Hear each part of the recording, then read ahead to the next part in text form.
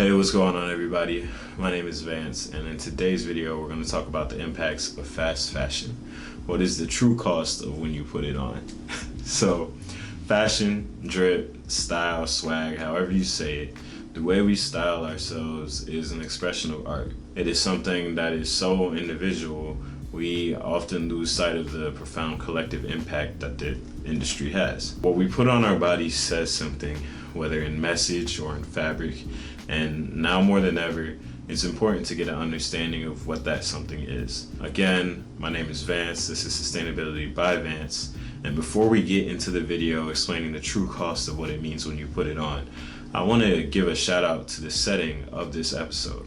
When I first set out to record this episode, I stumbled across this place called the Legacy Center, and I'm so happy I did because it really sets the tone of collective action for this episode. The Legacy Center is the first center funded by the Tulsa Real Estate Fund.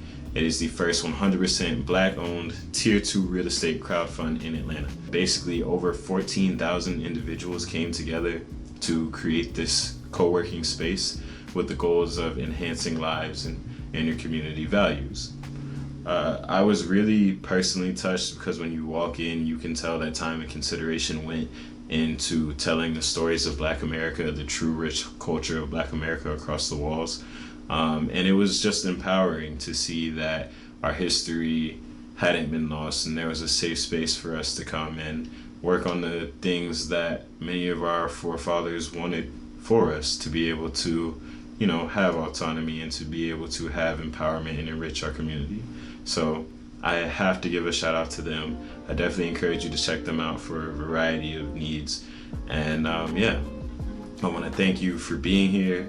I want to help everyone make better decisions for their wallets as well as our planet. From green tech to gardening and everything in between, I want to provide information and give action plans on how we can create a more sustainable society. I want to first off state that there is nothing wrong with fashion as an expression of self. Expressing yourself is a very powerful tool when it comes to changing the world and creating a better world around you.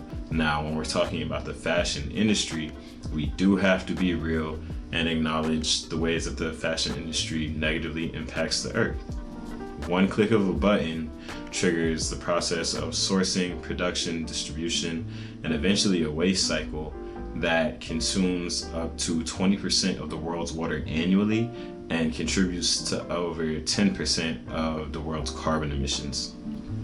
This cycle of anticipation between suppliers and consumers is known as the bullwhip effect. We as consumers are on the end, and as we demand more and more of suppliers, and as suppliers try to anticipate and meet that demand, the effects of it just go higher and higher. The wave of the whip just goes higher and higher, larger and larger environmental impacts, negative damage to our planet. Once you factor in things such as the working conditions, labor exploitation, animal cruelty, and many other ugly sides to the fashion industry, it just snowballs further and further. So, between our phones and a manufacturer far, far away, how can we as consumers influence change? Pick your favorite brand, Nike, Adidas, or whatever it is, and you can map out all of the potential for sustainable improvement in that brand. You would see how not only that would be difficult. Now imagine doing that across the entire industry. That is something that is daunting and many professionals are working towards today, but there is a way that we as consumers can make that change with the power of our voices and our actions alone. It is implicit to corporations that they produce something that we like. Our happiness fuels their profit. So in times where there is lots to not be happy about, we have a lot that we can say and a lot that we can do. We have the benefit of having many options around us. You can look towards many brands that do have sustainability at the forefront of their corporate policies, whether they partner with environmental organizations that are here to help reduce the cost. I am here today to drive you to do something even a bit more personal, which is community commerce. Again, I believe that really sets the tone of the video. The Legacy Center really set the tone of the video, because community commerce is a powerful way for keeping our dollars within our community and bringing value back ourselves. It is a win-win for everyone, especially when we come to fashion. Think about the things you desire most in a product. The quality, the fit, the durability. Of course, you want it to look good, so you want it to be unique, and even sometimes customization. I encourage you to go not only to thrift shops, but to find local designers, entrepreneurs, friends, to upcycle pieces, to take what exists already and make something new out of it. I was fortunate enough to interview my friend Bree Parnell of Parnell Brand, based in Atlanta, for our last episode of Cozy Radio, and I want to point to this excerpt from that so you get an idea of what it looks like. Not only the consumer, the benefits you get as a consumer, but the benefits for your entrepreneur, local entrepreneur, friend, designer, what so have it. So tell us more about like the brand specifically. So like I said earlier, like it's definitely more sustainable than fast fashion in general when you go to like a local designer. Brands that you're picking out them out by hand, you're making the most of everything that you use. Yeah, so tell us like, how does that process go? So it's interesting. I originally started not with fabric, but with like reusing, recycling thrifted clothes. And that's how it became. It was because it was more sustainable, and honestly, a lot of the clothes at the thrift store were cute. They just need like a different style. So that's how I was starting. So there was nothing going to waste then. Like I remember doing that and just having to use every single piece of like the shirt and like the different ways to make it fit. But then I switched to fabric just to have more room for creativity. And what's interesting is a lot of fashion designers that sew clothes, you'll know that they never throw away fabric. Like when it comes to fabric, we hoard it. So you got it somewhere. I know you do somewhere. Definitely, I have a whole closet full of fabric. And I'm trying to work on using that fabric instead of buying more. So fabric never goes to waste. Like a tiniest piece of scrap can make something. I like that because, like you said, it never goes to waste and you hold on to it for a while. Another big benefit of buying with a local designer is that, clothes are built to last. Like when fast fashion and stuff, it's more like, the shirt might start splitting at the seams sometime sooner. The material that it's made out of is kind of cheap. It's just, built to improve that profit margin as much as possible. So I like that, designers have put more care into their things. And even like you said, it really is more unique because you're going out and you're finding something, you're finding inspiration in everything. So and everything, yeah. I like that a lot. So as you can see, the sustainable benefits of choosing a local designer, upcycler, you reduce the impacts that it has on the environment to produce, the impacts that it has on the environment to ship, which is something I want to talk more about, and you reduce your long-term impact on your wallet because you are getting a quality piece that you don't have to worry about replacing. So I want to get back more into the less apparent benefits of going with a local route, and that comes down to transportation. Another giant problem that we face when it comes to the climate crisis and anthropogenic effects today. Fashion is a contributor to that, as well as just about everything. The ways that we go about that movement, we can take control of that by going to local designers, going to local service providers, product developers, whatever it is. You are reducing the amount of emissions that it is going to take to get a piece to you from wherever in the world versus going 10 minutes down the road drastically. There is lots of research being done on this, especially when it comes to fashion and e-commerce. I felt it was right that I shared with you this case study called The Green Button. Case study put on by students at the Massachusetts Institute of Technology. This is something that I learned about while taking the Sustainable Logistics course on edx.org. And no, this isn't an ad. I don't have any affiliate links or partnerships with edx.org specifically or anything like that.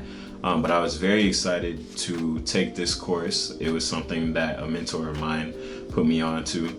And I feel it's only right that I share the website and encourage you to take that course if you want to, but I want to share the website edx.org so that you can go and check out some of the courses that are available yourself, because there's lots on there in various industries, various backgrounds, and it wasn't expensive at all for the certificate. I also had the option of taking it free, but I just wanted to have the certificate for my resume, of course, and I encourage you to do that as well. So let's get back into it.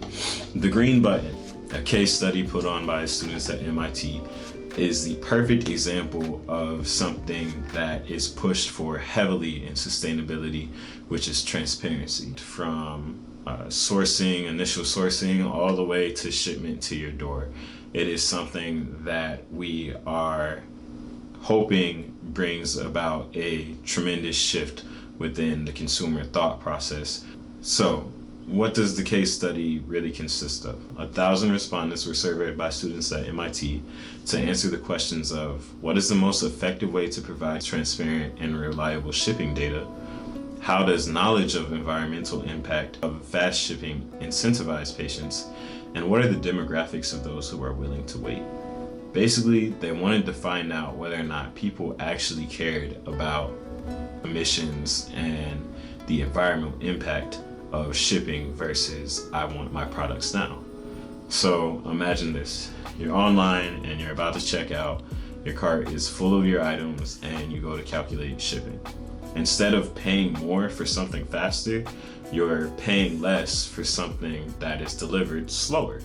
And I say slower with quotations because the goal here is not to purposely delay your shipment, but it's to allow suppliers to strategically consolidate shipments into larger quantities, larger chunks, basically what would be the most cost-effective but emission-saving option for shipping your items to you. Instead of getting things 1 day later, 2 days later, and we're sending out smaller batches at a time, we can send out larger batches and reduce the impact that it's going to take, that the distribution is going to take on the environment.